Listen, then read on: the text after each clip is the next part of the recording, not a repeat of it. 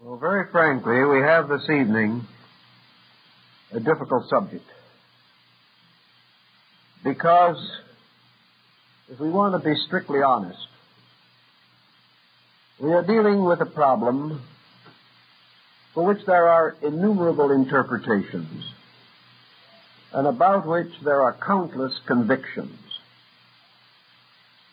But in order to transform these interpretations and these convictions into some structure that has specific boundaries, form, and outline, is exceedingly difficult.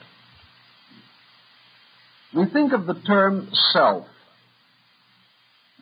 as primarily applicable to the totality of our own being or nature. When the individual says, I, myself, he is telling us, in a strange way, that he is affirming a total nature, a total being, a total essence, and that this essence is the sum and substance of his own existence. Our dictionary falls completely short of helping us because words have no real meaning beyond usage, and usage has never been able to penetrate into these exceedingly abstract realms. We know beyond question of doubt that there is some kind of an existence in us. And in the previous discussions of this series, we have examined various aspects of what we might call the self syndrome.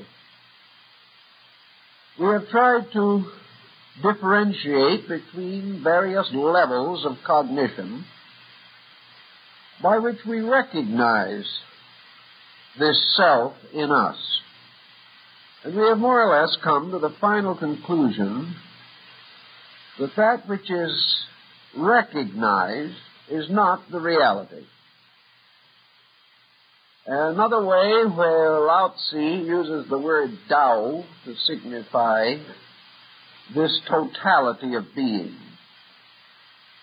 He says, the Tao which can be defined is not the Tao. The self that can be defined by the same way is not the true self. We know this true self in some mysterious way because it makes possible the activities of that which is not itself. We recognize it as a mysterious power that confers its energies and resources upon faculties, members, structures, and numerous attributes which are not identical with its own nature, but may be regarded as extensions of that nature. We are in much the same difficulty in the more realistic and scientific field of energy. We can tell something of what energy does. We can tell something about energy by its consequences. We become aware of the reality of energy by its inevitable presence in all things. Yet we are still at loss to adequately define its own nature. Our ancient brethren used the word life in many cases to signify this strange, vital existence which bestows from itself a certain quality upon all things which are dependent upon it or exist within it. We divide life into two general areas. organic and inorganic. We recognize organic life as being clearly expressive of life itself. And we recognize certain qualities which make up organic structures. We know that they possess powers of accommodation, powers of reproduction, powers of growth, of assimilation. We also know that within life there must be certain archetypal processes, inasmuch as all organic structures remain true to the essential types to which they belong. When we use life with a capital L, the dictionary tells us it is a synonym of God. When we use self with a capital S, it is a synonym of God. When we use almost any of these great terms of source or origin, such as existence, or being, or reality, or truth, and we capitalize these terms, they become synonyms of deity. Thus, in the end, we unite all of our concepts of value in the concept of divine being. In our present time, where science is inclined to reject theological interpretations of things, it is not common to see such terms as life, or nature, or being, or essence capitalized in the sense that they become synonyms of any form of transcendental creature or existence.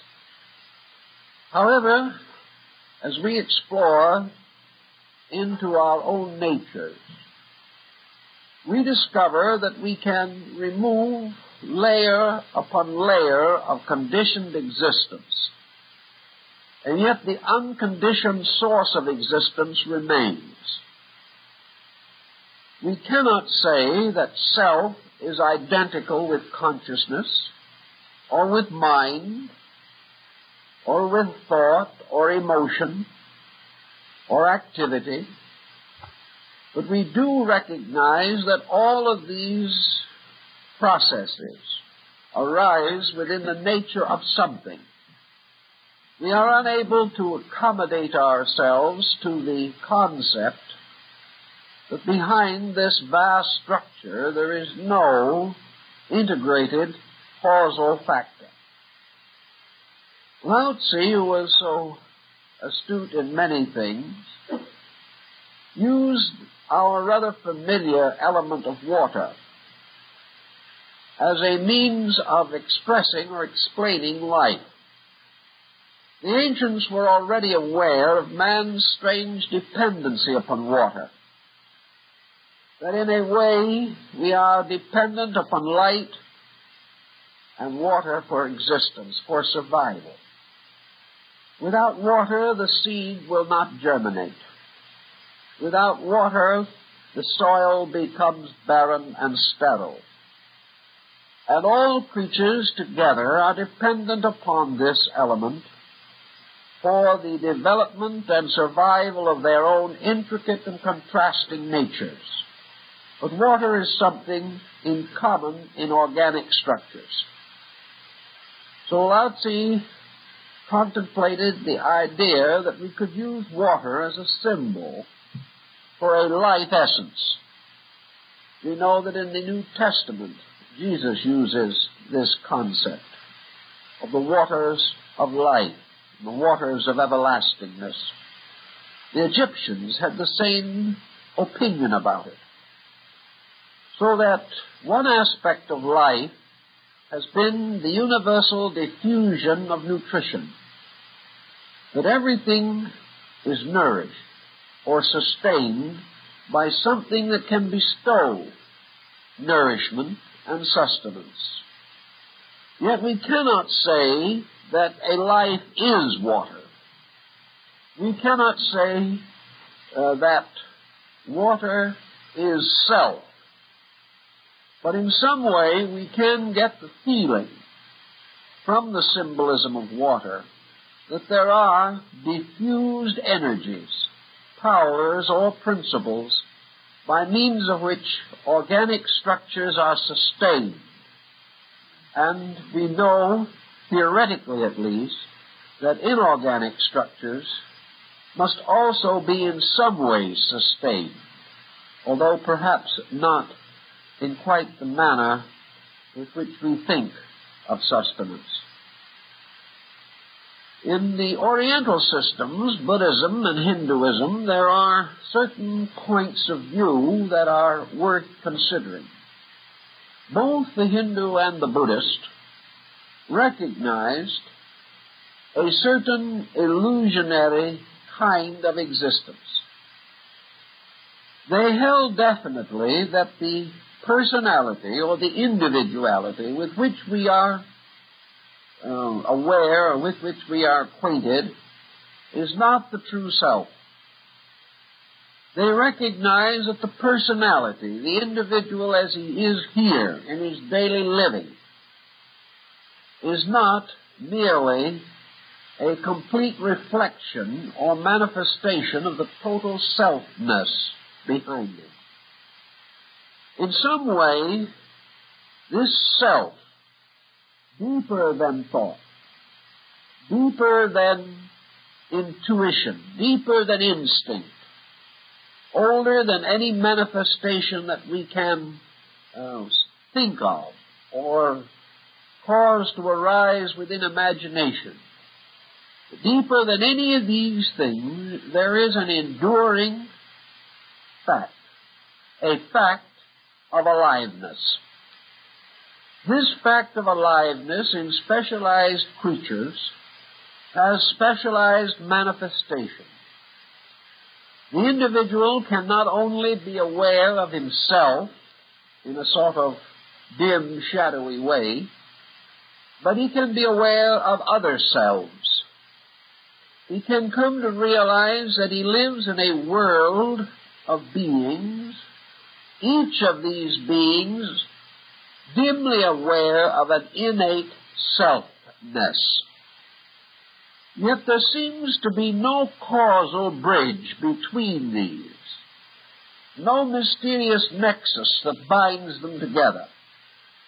In each instance, the self remains recondite, difficult to approach, and separate. We are not able to suddenly become another person. We are not able to share in the internal experiences of other people. We cannot find a point in which consciously we experience our self as the self of someone else, or for that matter, anyone else's self as identical with our own. Vedanta and other Indian philosophies affirm, however, the existence of one self, and that this one self animates all of the different individualities, this infinite sequence of beings suspended from being.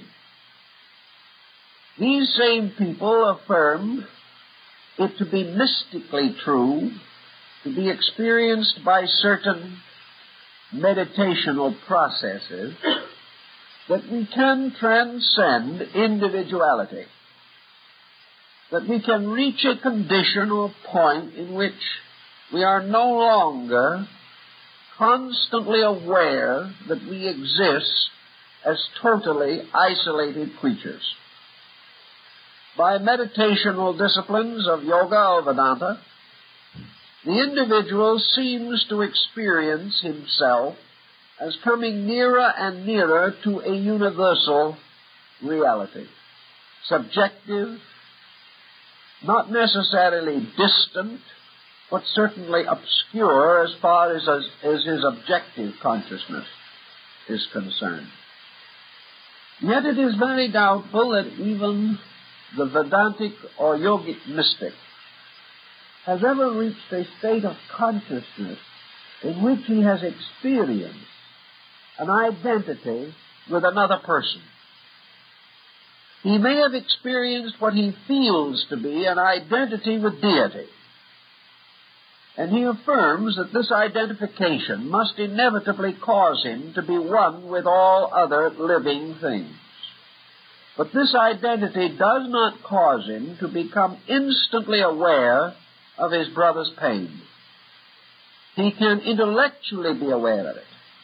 He can experience it as occurring in his own consciousness. But it is something which he himself has fashioned. He can say to himself, I have suffered. I have suffered as my neighbor has suffered. Therefore I know his suffering. And in the quietude of meditation, I can re-experience my own suffering and become intuitively aware that he is in a similar condition.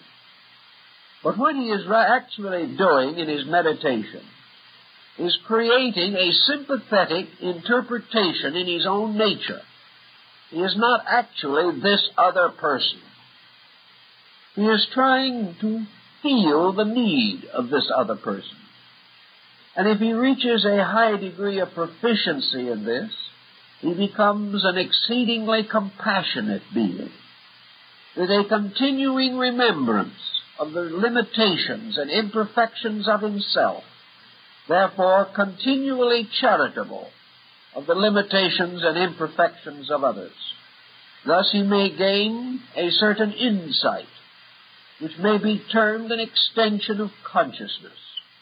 He becomes acutely aware of other needs, but he is rescuing this awareness from the needs of himself.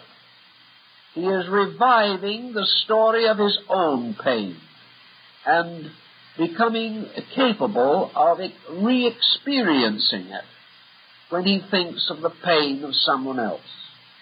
But we do not have any evidence or record that this individual, even in his meditation, can actually become identical with another separate existing being.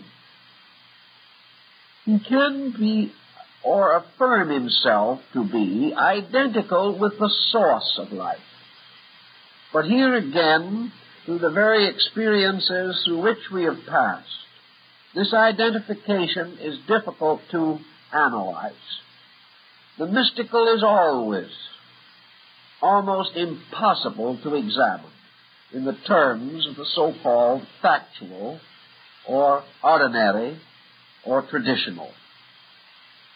Yet we do possess something that seems to be capable of being approached, being held in awareness. So perhaps one of the ways we can come nearest to this is trying to retrace or follow in the footsteps of some yogic discipline, trying to discover, if we can, the nature of that which is the ultimate goal of the human endeavor. We have to affirm that man is finally dedicated to the one pursuit which can ever actually satisfy his insatiable desire to learn and to grow and to know. Man, know thyself. Thus, all other forms of knowledge seem to in some way bear upon this essential search for pure knowing, the knowing of self. If we start then with the Buddhist or Vedantist mystic, we realize the path that he attempts to follow.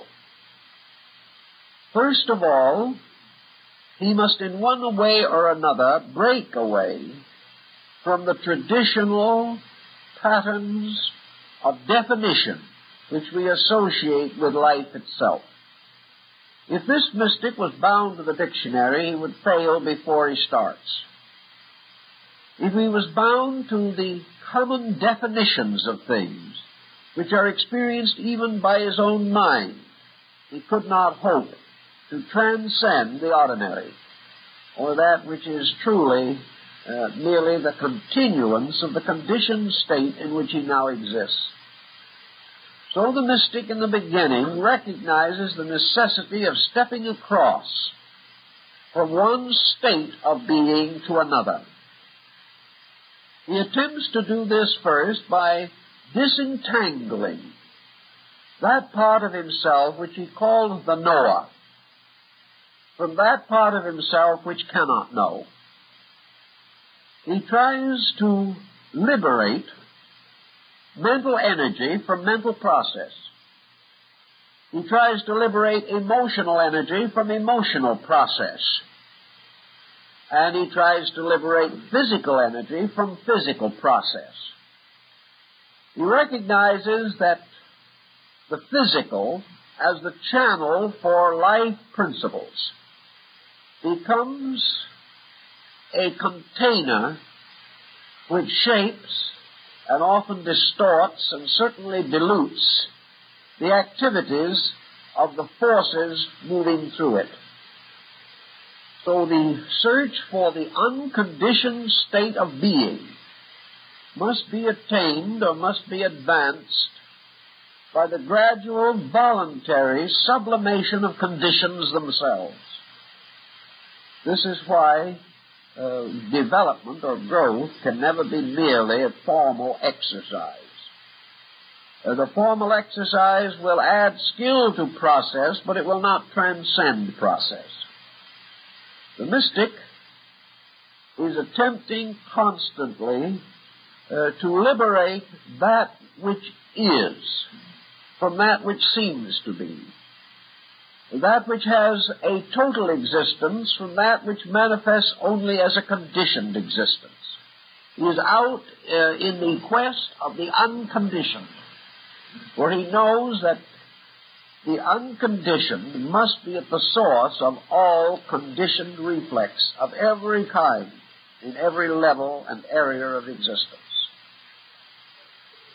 He therefore begins by detaching his awareness in every possible way that he can from its addictions to illusion or fallacy, recognizing that he is essentially an eternal being.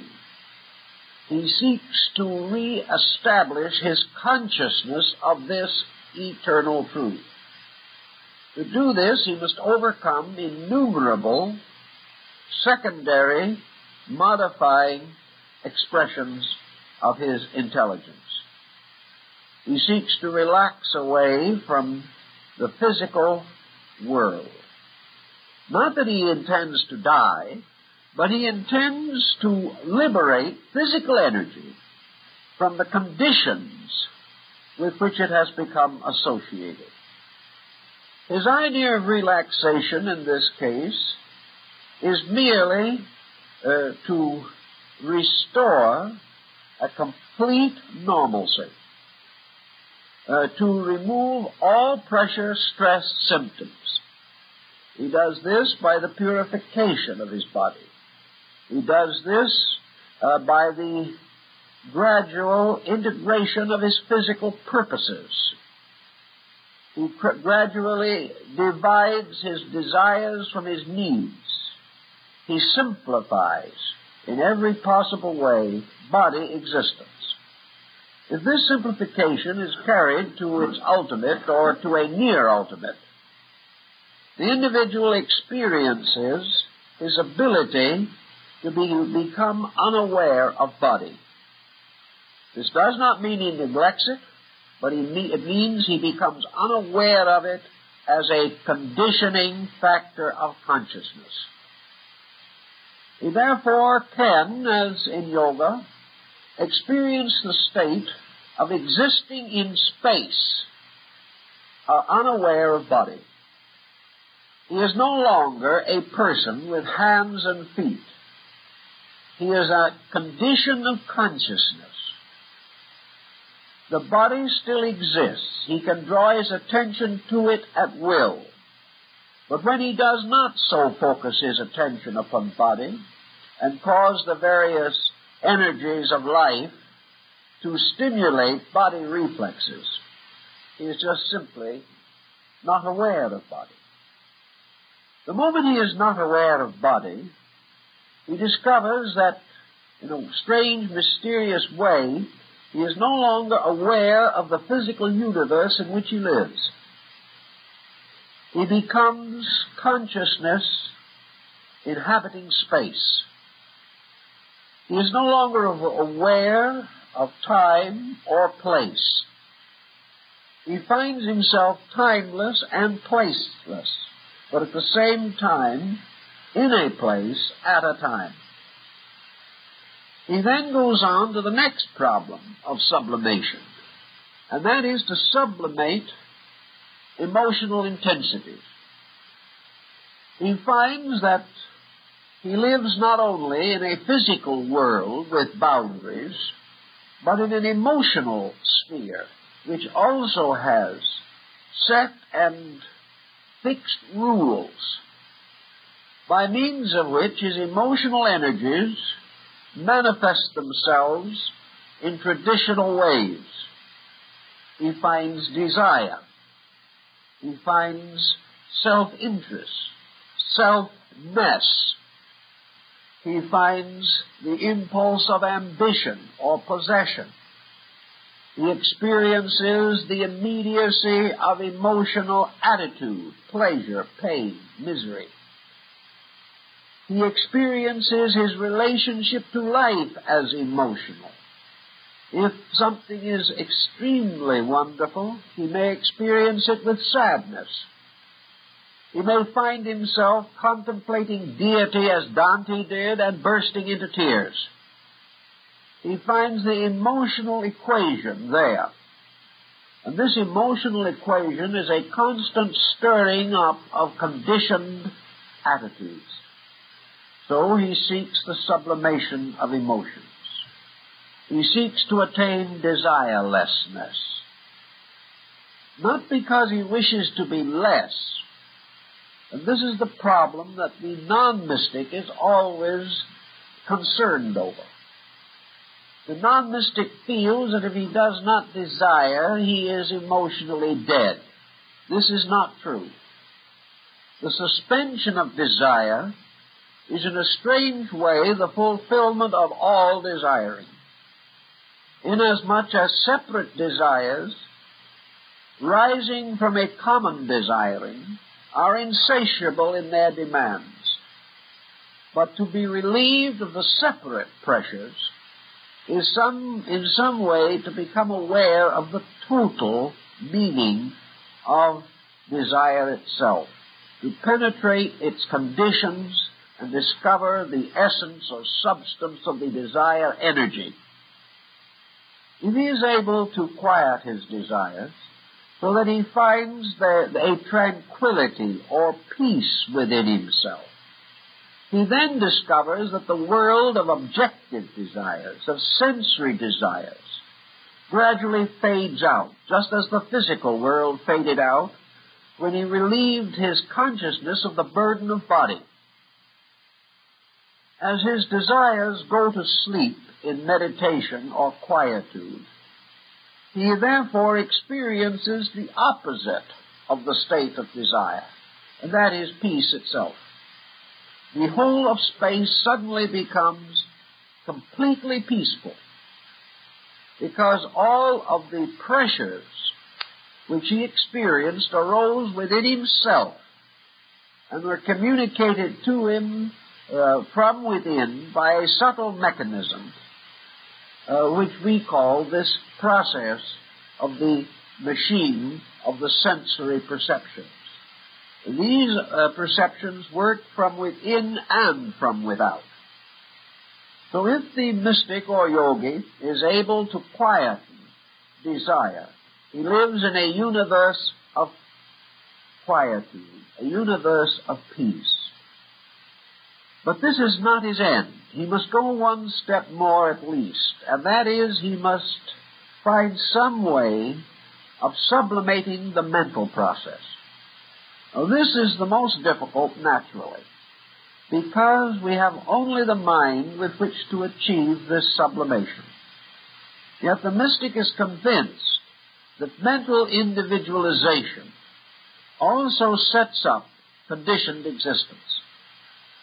That as the individual thinketh, so is he. That the mind is subject to its own peculiar intemperances and intolerances. One of the problems that the mind is always facing is this desperate process of rationalization. The mind, in order to accept, must be able to make the objects of its acceptance reasonable to itself. The mind, therefore, sets up a kind of censorship, and it demands answers. In a way, probably, the scientific thinker is the most complete flowering of the pure process of mind. For philosophy represents mind combined with certain deeply emotional factors. But in pure science, the search for pure fact, a search using only certain standardized means which have been set up as categories of procedure. This is the mental way of doing things. The mind must find explanations, and it must find explanations in terms that are comprehensible to itself. These explanations must not in any way conflict with the mind, or it will not accept them. So the mind, in a way, shortens or lengthens the facts to its own peculiar standards of measurement. The measuring, estimating, reconciling, synthesizing processes of the mind finally manifest in what we like to call higher criticism, which doesn't mean that we're simply out criticizing people. Higher criticism simply means the application of mental laws to mental problems and the determination of the individual to be true to the mind when an emergency arises between, we will say, thought and emotion. This process of mental examination would cause us to naturally desire to put the universe in order as a system of factual processes, structures, and laws. This putting the universe in order, however, transcends our ability. We cannot. We cannot even fully grasp the detail of order. We sense the totality, but we cannot analyze the process. And the mind, frustrated in its analysis, loses face, loses cast, and loses orientation. The mystic, therefore, must proceed to this point in which he is no longer dependent upon the mind to provide him with the assurances of reality. As the emotions quieted down to create a peaceful state, based very largely upon a total, unquestioning adjustment or acceptance, so the mind must likewise be brought to this state of tranquility, which represents the suspension of all specialized mental attitudes. And as the mind is a structure of specialized attitudes, the moment these are no longer encouraged, as long as this process of mental dissection of phenomena is not sustained, the mind reaches a point where it likewise has only the rudimentary realization of the suspension of its own nature, which ends also in mental tranquility. The mind, no longer seeking to know, finds peace. It is always hoped that it would find its peace in knowing everything. But it doesn't take long in the course of growth to realize that the mind is not going to know everything. To suddenly confront this fact with hopelessness is a complete frustration of man's natural searching. He must have a different attitude in which the mind neither condemns him for his limitations or itself for its own inabilities and ineffectiveness. So in the yoga, the mind also is brought into a state of total suspension. When we have this chain of vehicles all in a state of suspension, what do we have left? We have apparently one thing left. Namely, we have the power by which we brought these physical, mental, emotional factors into a state of non-aggression. Theoretically, if we bring anything to a state of absolute equilibrium, that thing can no longer change itself. If equilibrium is attained, we take the dynamic out of this quality or force that is brought to balance. Once a thing is balanced, it cannot of itself destroy its own balance. Therefore, something else must destroy it. It must be in some way subjected to a conditioning situation. Now, the point that we want to make is this. When the physical body, the emotional nature, and the mental nature are all brought to equilibrium, the individual does not die. This means that there is a power separate from these things which can break the equilibrium. After a certain length of time, something causes the individual to determine to return again into an objective state. The mystic, having had a certain experience of meditation,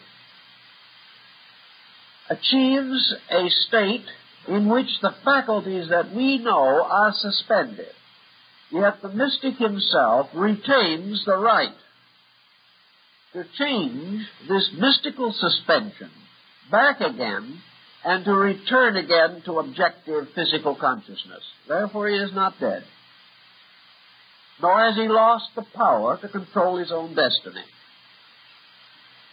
Some mystics have likened the situation to sleep, inasmuch as the sleeper retains always the power to awaken himself.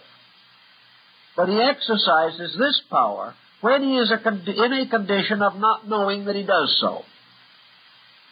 Therefore, there must be, and is, something that retains a rational, or at least a conscious condition after or beyond the suspension of objective consciousness.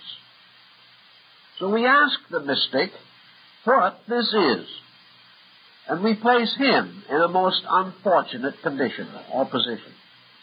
For all mystics have been uniform in their simple admission that they cannot tell what it is. There has never been an adequate definition for samadhi. There has never been an adequate definition for nirvana, not one that is truly adequate. The individual who has reached this condition of existence, which is superior to thought, emotion, and action, is no longer able to define the condition that he is in. Out of various mystical writings, various traditions about these things, we can put together flashes of insight and fragments of revelation, but we have no adequate picture. One mystic will say, much as Dante did, that in this condition he was in the state of pure transcendent bliss. That everything was strangely, wonderfully, and inevitably right. Also, that everything was extraordinarily beautiful. And in some instances, we have descriptions of magnificent color pageantries. The universe unfolds into a magnificent spectrum of color that is not to be found anywhere in mortal existence. Among others, we find remarkable descriptions of sound, tremendous outbursts of melody, transcendent beauty of tone. Others seem to feel more and more that the universe into which they have suddenly ascended, so to say, is simply one of infinite life. That in this universe, everything is fully and completely and adequately alive. That all the conditioned way in which we live seems to be death by comparison. The individual is without weight, without any sense of limitation or restriction. He is without the experience of the need to come or to go. He does not sense any requirement as peculiar to himself whatsoever. He simply is abiding in a perfection, a wonderful, colorful, iridescent wonderfulness. As he proceeds in this thinking, the mystic, who is by nature inclined, obviously, to piety, has the further sensing or experiencing within himself that in his spiritual bliss, in his absolute transcendent ecstasy, which carries with it no obvious or material pressures, no exhilaration or exuberance as we know it, but simply an absolute peacefulness, an absolute sufficiency, satisfaction of everything. That in all this, there is also this inevitable sense of the nearness of God. That in some way or other, this incredible peacefulness is God. That this wonderful, eternal lifeness that experiences neither beginning nor end is God. This complete acceptance of life is the complete acceptance of God.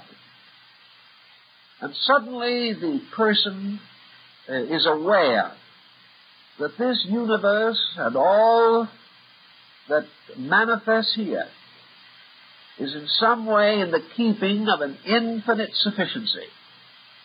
That this sufficiency is a diffused aliveness. But the mystic also pauses in these contemplations and asks himself, or will be asked by others, in this state of apparently complete and inevitable unification with the infinite, how have you been able to preserve this record of your relationship to this ecstasy? What has experienced the ecstasy?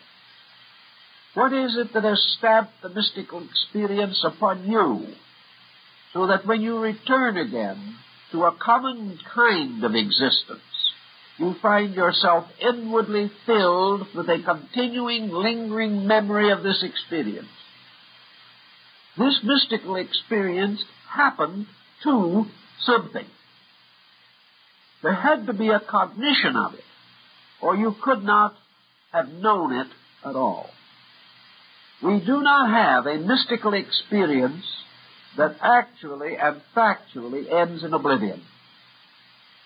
We do not have the mystic finally say, I just wasn't anymore. He may say, I no longer exist, but he says it because something continued in him which permitted him to affirm his own non-existence. Thus, even though we go to the very depth of the mystery, we come finally to the point that Buddha makes, namely that all experience, human or divine, is possible only because there is something that can experience. And in the highest mystical experience that we know, which is the total sense of identity with God, there is still something that experiences this identity and is able to bring it back into a conditioned state, if not completely, at least partially. So we cannot simply go to the so-called boundaries of mentation or any element of our own nature that we can conceive of as ultimate, and having achieved this, assume that this ultimate is then a step into non-existence. This presents a very interesting and curious problem. It presents us with something our own minds are not capable of truly estimating. Therefore, we can only talk about things. We can only talk around experiences. But from those who have made the journey and have had the experience, we do have two evidences of importance. First, that they have come back. Therefore, they did not cease. That which ceases utterly does not come back. Furthermore, they have brought back some record of a condition of consciousness beyond our own. And this means that there had to be something that could experience and record this condition. It could not be diffused into space alone and come back again as a personal experience experienced by a person. Buddha probably came as near as anyone to attempting to bring this matter into orientation. He held it to be inevitable that the so-called self-nature of man exists on three levels. The lowest of these levels is the personality with which we are generally confronted. The second of these levels makes up the entire psychic or subjective organism of man and carries man to the highest apex of an existence which has been conditioned by external factors.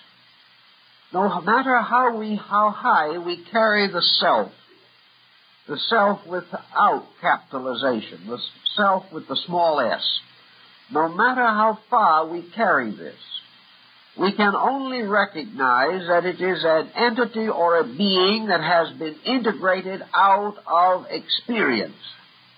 The psychic life of the person is the result of the individual existing in the dimensional universe that we know. Therefore, there comes a time, and has to come a time, in which this consciousness, which exists within a conditioned universe, can be brought to whatever perfection or completion is natural to itself. The individual has not achieved this as yet, but certainly the great processes of evolution, as carried on by the doctrines of rebirth and karma, do ultimately cause the individual to exhaust the material or physical or objective experiences of living. Theoretically, he must come in the end to the time in which the mind, which is a product of the reaction of sensory perceptions and their objects, receives the fullest allotment of power of which the mind is capable of receiving. Thus the person achieves the infinite measure of personality. He comes to the condition in which he is as nearly a complete person as he can possibly be. This person is an internal person. Theoretically, it is the self-knower. It is that which knows the self with the small s. And up to the present time, in our general thinking, we have never gone beyond that point. For the reason that To go beyond this means to cut away from landmarks which have any tangible value. The moment we leave the world of conditioned existence, we leave the self which has been created by the experiences of conditioned existence. The mind is a conditioned instrument, a product of conditioning. The emotions constitute together a conditioned instrument, conditioned by feeling. The physical body is a conditioned instrument, created by the evolutionary processes by which all forms finally receive their problematic endowments. So we finally terminate man as a conditioned creature. And then what do we have left? What we appear to have left is, as Buddha tells us, is man himself, that in some mysterious way eludes all of these conditioned interpretations of his own nature. We can divest him of all conditions, yet he does not cease. We can take away from him all attitudes, yet he does not die. We can gradually cause the suspension of every faculty, emotion, thought that we know of. And yet the individual, relieved of the pressures of all of these, does not totally cease to exist. This has to mean only one thing, that there is an existence completely superior to embodiment. An existence which is not embodied. An existence which is not involved directly in any of the involvements of condition. If this were not true, then man, developing his own resources, would ultimately come to the point where he could use resource to transcend the mental, emotional faculty pattern and retain rational awareness. This he cannot do. So we have to finally divide this pattern, much as the Gnostics did, and recognize that there is not only the world principle, il d'abord, there is also a twofold superior nature, by means of which this lower world is animated. The Gnostics, in one school at least, called this upper duad of factors Anthropos and the son of Anthropos, the man and the son of the man. Jesus refers to himself as the Son of Man. And perhaps here we are in the presence of a further symbolism. For what we generally call the highest part of man himself seems to be this psychic entity, this mysterious causal root of our own experience. So that somewhere at the summit of the experience of ourselves is the sense of the blessed experience of virtue, the experience of all things in their noblest and in their best. And these things thus become, so to say, the fabric of our highest psychic or soul consciousness. This could well be the idea of Anthropos, the son of Anthropos. This is that part of man's existence which brings him as near as he can come to that existence which is beyond him. Perhaps another way of approaching it, much again in the Eastern theory, is to say that in addition to the inorganic form of life which we see around us, and the organic form of life to which we belong, there may be a third form. This third form, which is distinct and different.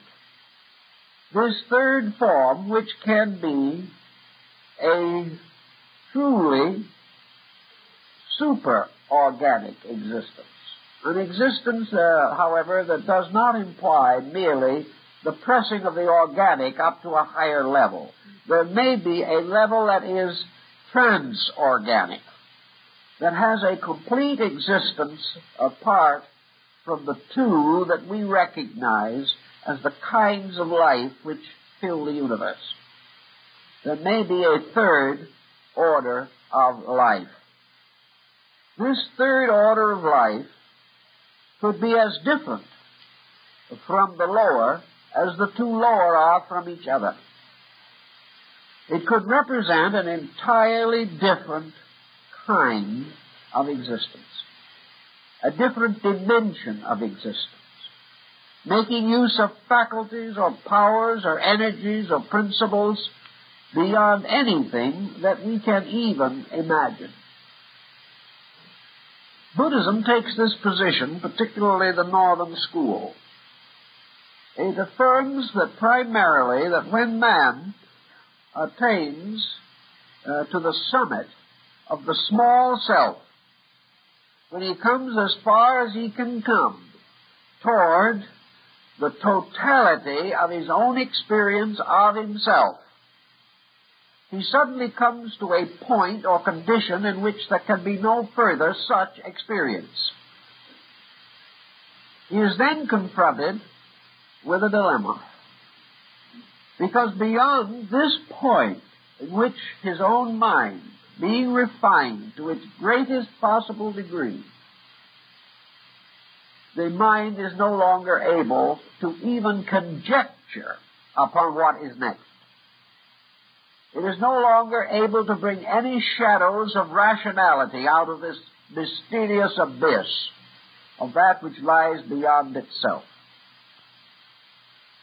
Yet the mind can only assume, therefore, that that which is utterly beyond its conception does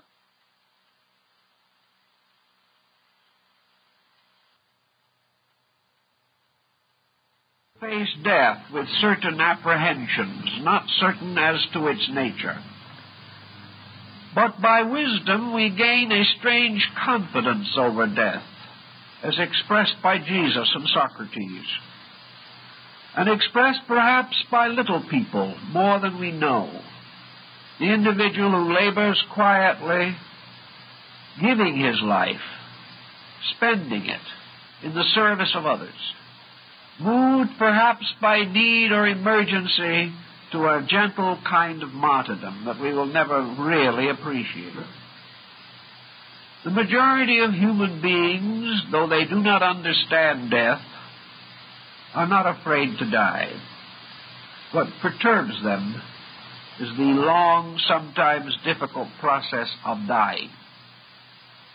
In the same way, man moving toward the void, in the mystical sense, is not moving towards something utterly contrary to his nature.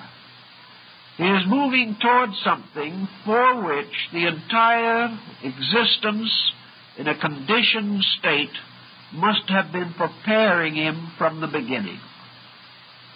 Out of this conditioned state, therefore, there must be fashioned that which is necessary to carry man into the unconditioned state, or into a paraconditioned state beyond his present understanding.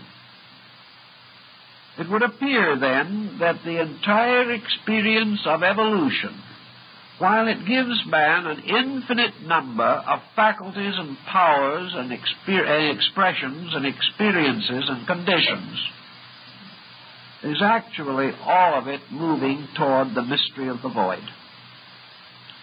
It is moving the individual toward this infinite point of transition, which culminates all life-death experience as we know it.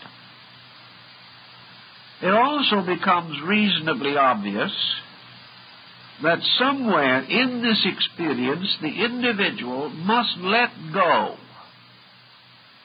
of the final thing that remains to him, and that is this mysterious thread of selfness that extends into and through even the deepest meditations of the mystic.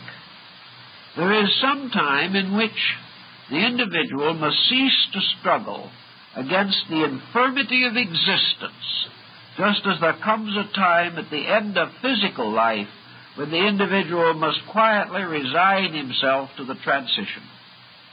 Accepting all things, he must accept the transformation of himself into something else, or into some other condition or place different from his present understanding.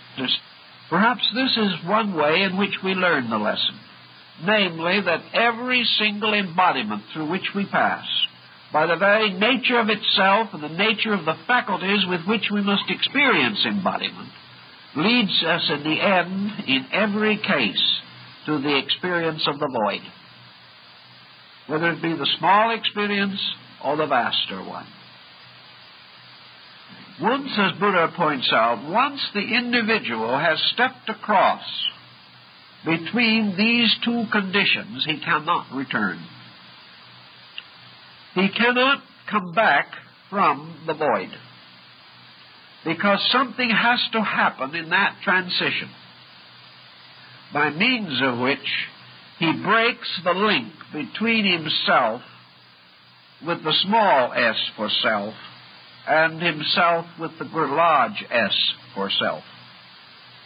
He can return from the death of the body and be born again while the body principle continues to be active. He can rebuild his emotional bodies and he can rebuild his mental bodies in the processes of continual re-embodiment. But something has to happen when he steps into the mystery of the void.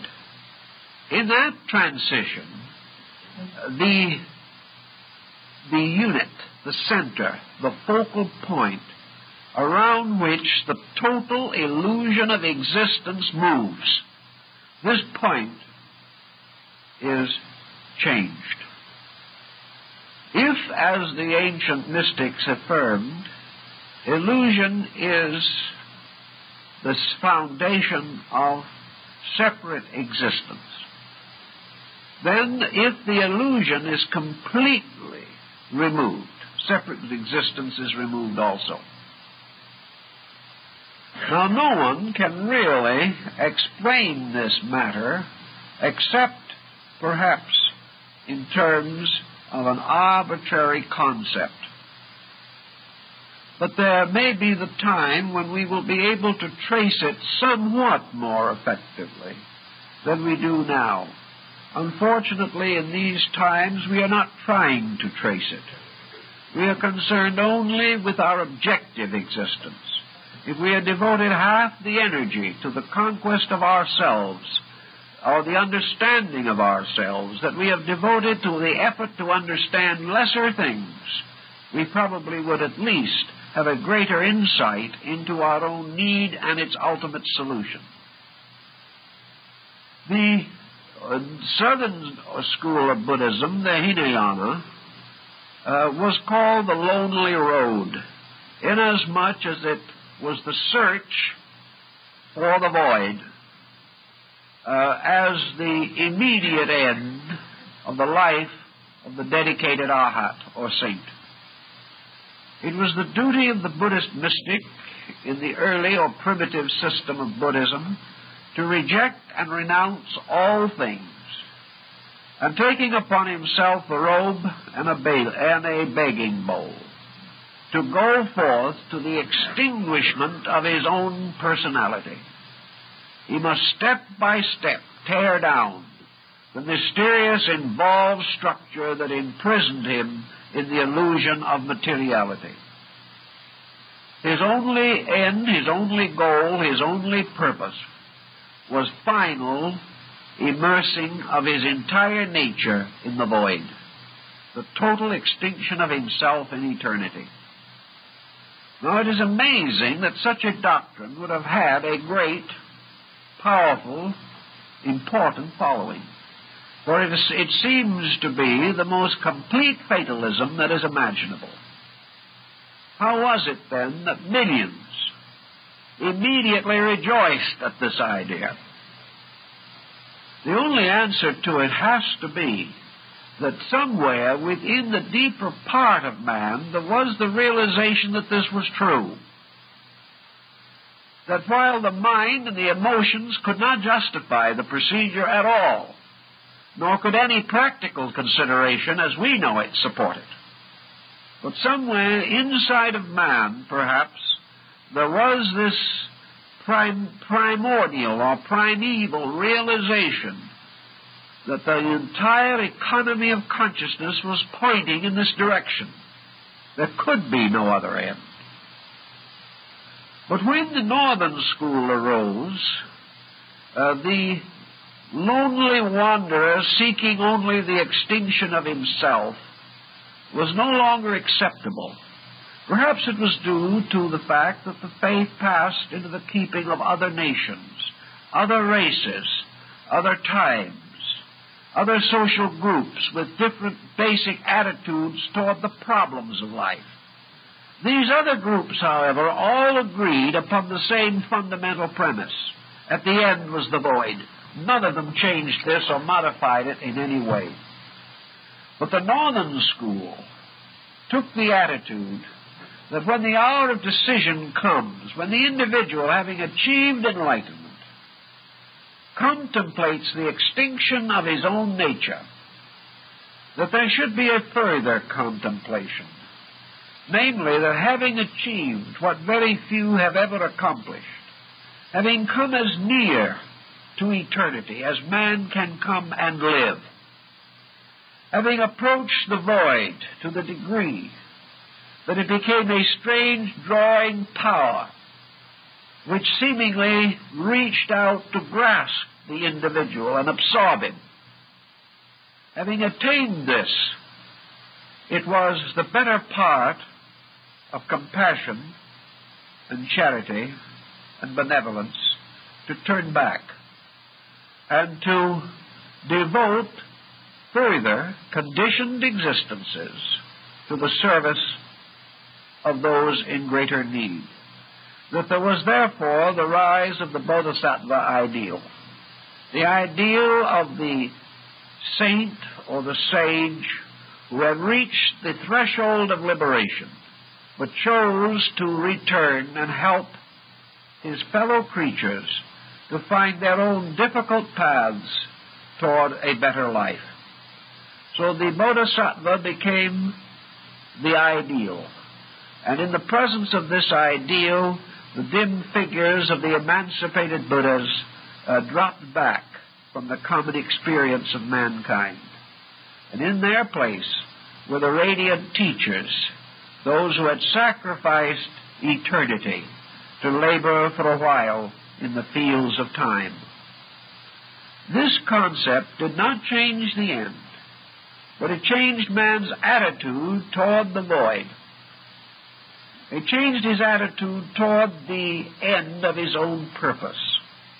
There was something in the old Hinayana that was selfish, man madly dashing after peace. And in the Mahayana, it seemed, at least to many northern nations that perhaps were more genuinely optimistic than southern India, it occurred to them that this was the better way, that the individual always had that choice, even as the yogi in samadhi has this choice. There seems to be a time or a point in which he can choose to go on or choose to come back. And that if he is a great lover of mankind, a great unselfish being, he will come back. Because of all men, he is now best fitted to lead others to the consummation of their needs. Thus, the decision at the edge of the void became a very important philosophical principle.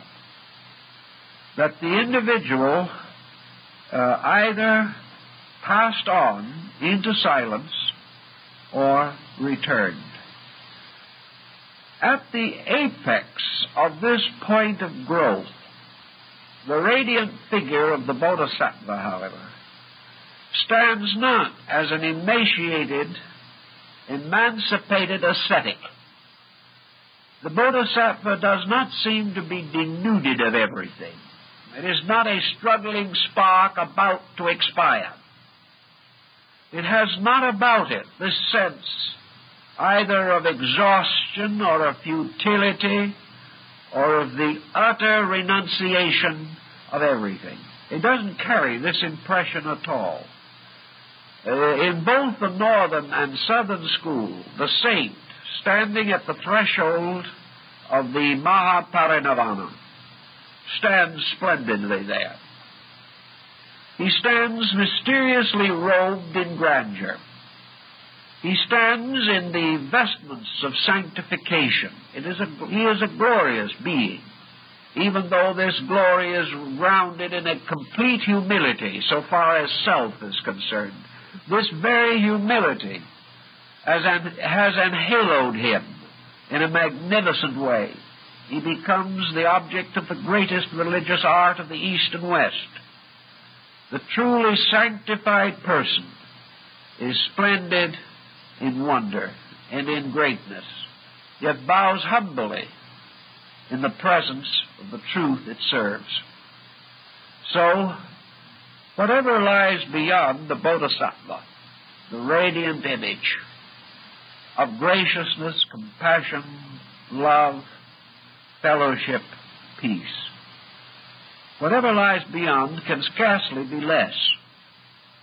We did not build this all up, growing in grace through life after life, gaining in insight from embodiment to embodiment, and gradually detaching ourselves from life as we physically know it, to become ever more radiant, ever more wonderful, ever more strangely vestured in infinites, until we seem to approach almost the state of divine beings. Nor can we so envision from the subtle depths of our own nature such transcendency, unless there somewhere in the universe is a fact pertaining to it. And it would not seem that this consummation, then, is the end of something, is the final loss of all that has been gained, any more than we can assume that physical death at the end of a single life can be interpreted to mean the loss of all of that living, all of that struggle, all of that labor, cannot go down to sleep and never awake again. Nature's economy simply cannot permit this. Nature's processes do not justify it. Nature's own procedures are such that the fact of an immortal existence is forced upon us by the common experience of life. We need no miracle to press this into our consciousness. What is the peculiar quality of the Arhat standing on the threshold of liberation, or the Bodhisattva resplendent in the vestments of the divine? What are the attributes of these beings? Perhaps these attributes suggest to us a strange long cycle, returning again from the innocence of infancy to the innocence of redemption. All through the middle grounds we have doubts and fears. Mencius, the great Chinese philosopher, tells us that the quality that enduring in us throughout all eternity is our final hope of glory is the childlikeness in ourselves. Perhaps it is true that we must be aware of the little children, for of such is the kingdom of heaven. I think the peculiar quality that we sense or experience in the artistic representation of these semi-divine beings, who represent only the attainment of a higher state within ourselves, that the qualities of these beings is a gradual reorganization of consciousness. That consciousness has gradually moved from the self-centeredness of mortality to the selflessness of immortality. Therefore, perhaps there is the self-centered self, and there is also the selfless self. Perhaps what we are trying to realize is that this step across into the void is actually merely the continuance of a way of consciousness that we have begun to develop here, but that when this degree or way of consciousness reaches its maturity, we depart from here. That all we have here is a kind of growing up of consciousness. And when it is mature, it departs into the void. That when things have reached their fullness and their ripeness, then they vanish behind the veil which divides the mortal sphere from the paranirvanic region. That everything grows up and vanishes. That when our virtues become as perfect as we can make them, when our wisdom is as absolute as potential possibilities here permit, then we move on. We move on into an entirely different dimension of existence. And in that other dimension of existence, there must be another dimension of self. The fact that we have this experience also means that at some time remote, at some way remote, this other dimension of self must also have been part of our primordial equipment. That it was this other dimension of self that precipitated the self with the little s. That in some way, after a certain time, we return again to that condition from which we departed. We return like the prodigal son to his father's house. We return again in this strange cycle which carries us into the darkness, through the great circle of the nirvanas, and finally brings us back again to the threshold of the causal world, the world which we cannot express or cannot explain here.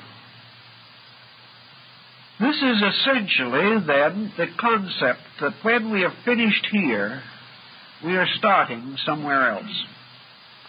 We are not starting in the sense that we are beginning again in the strange physical darkness which marked the dawn of man's mortal existence, but we are moving into another condition in which we have to have an entirely different group of instruments. Whatever that condition may be, the eternal principle within us must create another kind of self. It must create another kind of conditioned being of some nature to function there. We cannot assume that the paranirvana simply means the universalization of our energy. The void becomes symbolic of the great sea of Maya or illusion on the one hand, but it also becomes symbolic of Tao, which in its own nature is the very substance and life of God. Now we call that which is beyond the void God, not because actually we are sure of this, but because we have run out of conditioned existences with which to associate the term. When we come to a point where all effects cease, and where we can only dimly perceive one abstract cause somewhere, that abstract cause has to be God. We can go no further.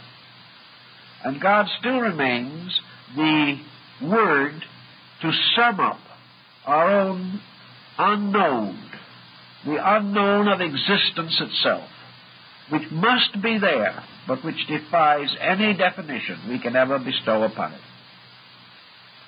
All of this then leads us gradually but sequentially and properly to the concept that there is this other kind of self that simply cannot be experienced in an ordinary way.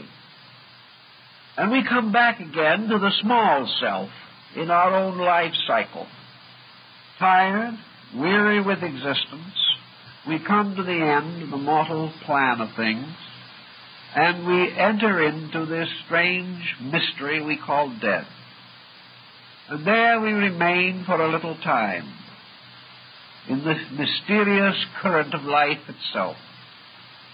And then we mysteriously and dramatically move back again into the cycle of mortal existence. We open our eyes. We have no memory where we came from. We have no immediate consciousness of our purpose. We must gradually build again the experience patterns which will adjust us to another way of life. We do not immediately have available any orientation. We simply open our eyes and here we are in a different condition. And in this different condition we must build a life according to the potentials within us. Now when we come into this condition, however, we do not come into it unconditioned. We bring into this condition a vast amount of previous conditioning. This previous conditioning gradually asserts itself, and little by little we come again into possession of our natural inheritance. Thus, different persons with different inheritances build different destinies in the various embodiments which make up our life cycle. Theoretically, if we reach a point of the Bodhisattvic insight, we have reached the point where no further embodiment can contribute to the enlightenment of ourselves. By the time this stage is reached, we are in full conscious possession of the entire record of our former embodiments. We are in full conscious possession of all experience that has ever occurred to us. We have awakened in this last bodhisattvic life, moved by pressures that were going to break through, and were gradually going to give us the full accounting for the entire cycle of existence which stretched out so far into the past. Thus, as we open our eyes into this final embodiment, we come strangely and wonderfully equipped. Let us think for a moment what might happen if the individual, having reached the edge of the void, having reached the edge of the cycle of embodiment, should come to the point of the Mahaparinirvana, the point of no return. What might happen? He might voluntarily and willingly give up his life. He might give up his existence. He might say, with the final and complete acceptance of the divine purpose, "Thy will be done." He might go forth into the void, knowing only within his own consciousness one thing, and that is the utter and complete benevolence of the divine plan. In complete faith, in complete acceptance, he could step off into space. Not space now in the physical sense, but space in the sense of the dying out of his own selfness. He could experience the only ultimate death he could know, the death of that thing which knows that life exists. We can make this step. From this point on, nothing can be known about this being, at least nothing that we can ordinarily perceive. But what happens to this being? Is it possible that in that moment a new order of life opens to that being, that it is born into a different dimension, that it begins in this new dimension with this fullness of experience that it previously had. That with an entirely different sense or set of factors, it could evolve, unfold, mature, and enrich without the existence of selfhood at all. Selfhood implies something. It implies an environment pressing in. It implies an internal inadequacy, struggling to survive. In the case of these beings, such cannot exist. Therefore, there has to be the kind of self that is not invoked by striving. There has to be the kind of a self that doesn't have to grow as we know growth. There may be other forms we know nothing of. But if this self steps into this vacuity, this emptiness, if Buddha's position is correct, it simply steps into a higher dimension of existence. In so doing, it reveals a higher dimension of its own nature. And for our purposes, and because of the way in which we are endowed, this new level of self would be a capital S. It would be in relation to us, because it would represent man's identification with the divine. We don't really know what such a statement means, but we affirm that it does mean that the individual comes into identity with the state of God rather than with the state of man. That this identity in the state of God is another level of eternal consciousness. That the individual has lifted himself from deity to the thinker, to deity, the conscious being. And that these various conditions of deity become great worlds in which processes and cycles of evolution take place. So the step across from the little self to the greater self has no necessary implication of actual annihilation. It has only the implication of the final breaking up of an attitude, which attitude is not necessarily real and is certainly only valuable in a world such as we inhabit. So there could be an entirely different type of existence. An existence as strange to us today as our existence might be to the worms. An existence which they cannot even conceive. Man cannot conceive the life consciousness of little things. He cannot understand or share in the life of the countless forms of organic existence that surround him at all times. They are too small, too difficult, too distant in quality. These, in turn, cannot understand man. Their problems, their existences, are entirely with a different focus. It is quite possible that these different levels do not end with man, but that as man is above other levels, so there are other levels above men, and that all the mysterious zones and spheres of ancient cosmogony could well represent the extension of a universe of consciousness, and that in this universe man evolves certain natures. In our material world, he has involved a peculiar central focus, which he calls the ego. Evolution has given him up to this time an intensive concept of I amness. It has caused to emerge from all the mysterious chemistry and alchemy of his own processes this concept, I am I. This sense of central being. We cannot define it adequately, but we certainly experience the sensing of it. There might be another kind of existence in which there is no precipitation of a centralized being, no need for it. That rather, instead of a centralized being, we might participate in the experience of a generalized being. Yet this generalized being might not mean a diffusion of ourselves by a strange adulteration in space, we might not simply disappear in some strange, abstract, fluidic essence. It is perfectly possible that the individual can have a motion towards a complete generalization of consciousness that can be just as valid, just as real as the concentration of consciousness. That seems to be Buddha's point of view, namely that what we term the extinction of illusion is the end of something that we believe to be real, but that it has nothing to do with survival per se.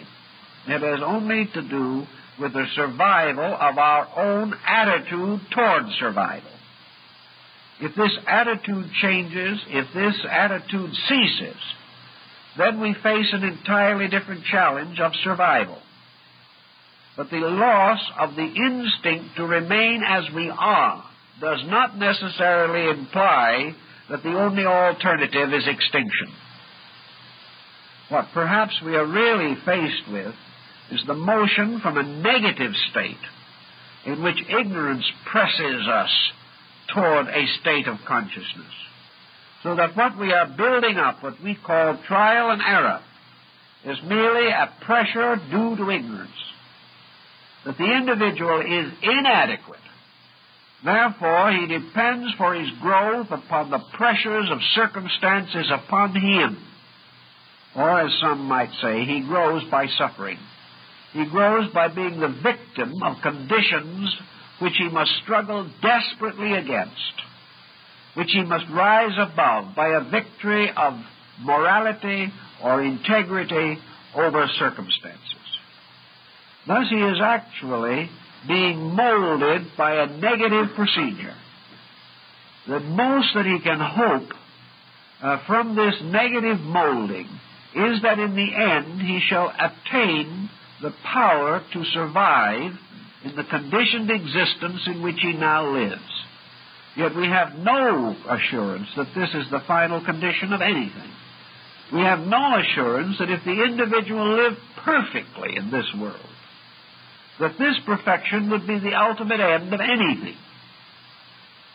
Therefore, the Buddhist point of view and the mystic point of view even among early Christian mystics was finally that there must be a time when evolution was no longer man growing because he had to, but that the time must come when man would unfold because he internally knows why and how.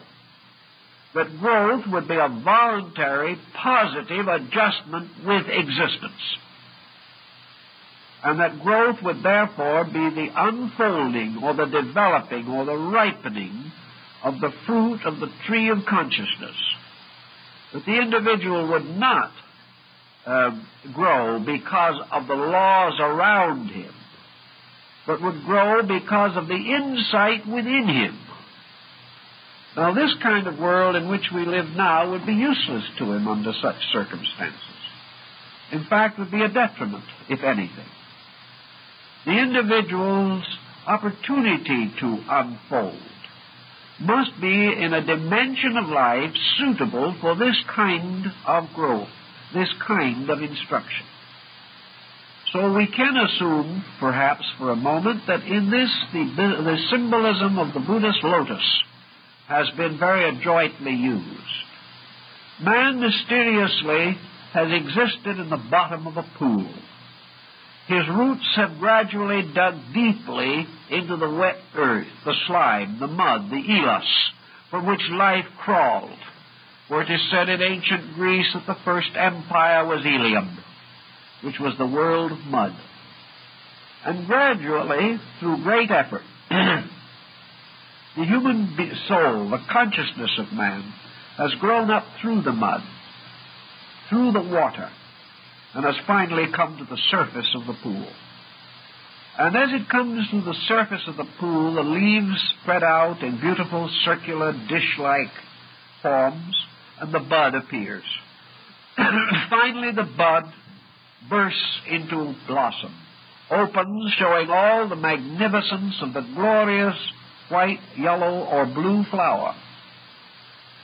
untouched in its purity of blossom by the strange dark mud in which its roots are placed. The Buddhist illumination is represented in a mysterious way, but perhaps this is the symbol. The surface of the water is the surface which divides our present existence from the mystery of the void. For those creatures living in the bottom of the well, to come forth out of that mud and water would be to die as a fish taken out of its element. Therefore, to that which is unprepared, this transition is a terrible and dangerous thing. But for the lotus, which was fashioned for this purpose, the revelation of itself means that it grows up through mortality and blossoms upon the surface of the void. This blossom really represents the birth of the larger consciousness concept, that actually what we would call passing into the ultimate samadhi, or into the mahaparinirvanic state, would be that from this side, from this appearance, something disappears. Something seems to cease. Our friend is gone. Not by the common emergency of death, but by an extraordinary transition from which there is no return. But above the surface of the void, a different perspective might show that at that moment when this thing seemed to cease, above the blossom opened. The being came into flowering in a world suitable for flowering, which is not this one. For in this world, things seem to flower, but they nearly always die before the blossoms are perfected. So in this other concept, the flower bursts forth into its true bloom, into its true fruitfulness, only after it has risen into the void. This would be the Buddhist concept pretty clearly stated. And that in this opening of the lotus bud into the flower, another self, our sattva, is revealed. This is perhaps even more than the Bodhisattva. This is the perfect Buddha. This is that which has finally transcended this condition and come into an entirely new dimension of life. Somewhere in this upper dimension, which we call the unknown, and which is merely our name for the void, somewhere there must be the foundations of consciousness, the foundations of self, the foundations of being. And the creature never knows this potential locked within it. It never finds this true self while it is here. But when it reaches into that world, which is the abode of a better self than it has ever known, then that better self manifests its own nature. Whether this is a final manifestation, we do not also know. Whether this process of endless growth goes on further, we can only speculate. But one thing is certain for our experience, that all of the conditioned existence which we now experience is suspended from a superior condition. Therefore, that the conditioned self we know is suspended from a more universal self, which we cannot know until we have manifested it in our own experience. And this higher self, this self with a capital S, can only be experienced after we have transcended the nature of our present chemical pattern of constitution. That which will ultimately be revealed was archetypally present. The seed of the lotus self is already in us. This seed, however, will not blossom while we are bound within the three dimensions that we know. Because of itself, It is a thing of higher dimensions. It can only come when we are able to sustain a state of consciousness which is not available to us as yet. But we are working toward it. And when the proper time comes, we will experience it, and we will know the meaning. We will then realize that this self in some way is locked within the seed of the present self, but that this present self must break asunder, releasing the life within it. For unless the seed die, surely it shall not live again. Thus is written in the Scriptures. Therefore, unless the self, which is the seed of our immortality, is planted in the earth, unless it dies symbolically, this other superior thing cannot grow out of it.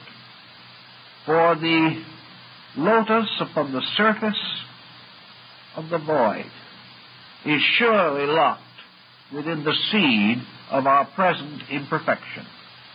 We transcend imperfection, and in so doing bring this larger self-glory into its state of blossom. These are only words about things, but about all we can do is use words and hope that in some mysterious way these words have essences which touch the primordial convictions of our souls, and that in some way from these words certain consolation, certain contact with value will be at least suggested. This is about as far as we can take a very abstract subject, so I think it's about time to stop and let everyone go home. And thank you very much for being with us for this series.